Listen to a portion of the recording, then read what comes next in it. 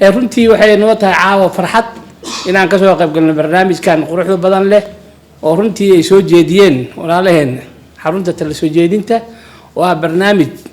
bilow aad u fiican ah oo ah in la isqiimeeyo inta la nool yahay aan berito mataqaanaa gel la isku dul cun aan loo hebel waa fiicnaa arrinta aad u fiican way bilowgaas ay bilaabeen waan ku bogaadinaynaa waan soo dhaweynaynaa arrinta labaad aan rabay inaan ka hadlo waxay tahay shirkadda Hormuud oo ku guuleysatay kaalinta koowaad ee barnaamijkan abaalmarinta oo runtii aan aad ugu bogaadinayno shirkadda Hormuud runtii waxay qayb ka tahay haddaan bahda tacliinta sare maanta ugu dambeysay waxay soo bandhigtay minxo scholarship oo la siiyay dhalinyaro Soomaaliyeed ee ku guuleysatay imtixaan u gashay oo ah dhalinta runtii aqoon-yahano badan aan awoodin inay iska bixiyaan fiiga yarka ee jaamacada runtii waxa weeye shirkadda Hormuud waxaan aad ugu bogaadinaynaa waxay qayb ka yihiin barnaamijka taabagelinta cilmi baarisyada ay wadaan jaamacadaha Soomaaliyeed oo runtii ay u sponsor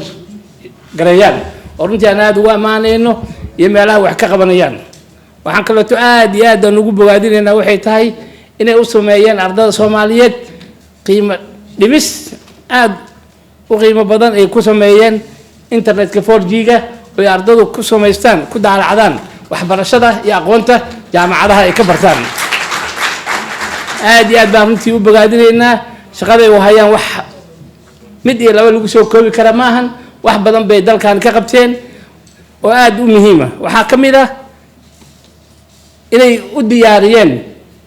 macnaha in shaqasiinta dhalinyarada ama aqoon-yahanka ka soo burqanaya jaamacadaha dalka inay u sameeyaan xirfado iyo waxay ku shaqeystaan iyagoo runtii u abaabula inay u sameeyaan entrepreneurship oo shaqo abuur ay u subiyeen intaas oo dhan runtii waa ka mahad celinaynaa waxaan leenahay bogaadinta waxaan la qaybsanaynaa hay'adda tala wadaagga oo runtii caawa u garatay in shirkadda Hormuud la siiyo abaalmarinta ugu horeyso ee barnaamijkaasi loogu talagalay. Assalaamu calaykum waraxmatullaahi wabarakaatuh.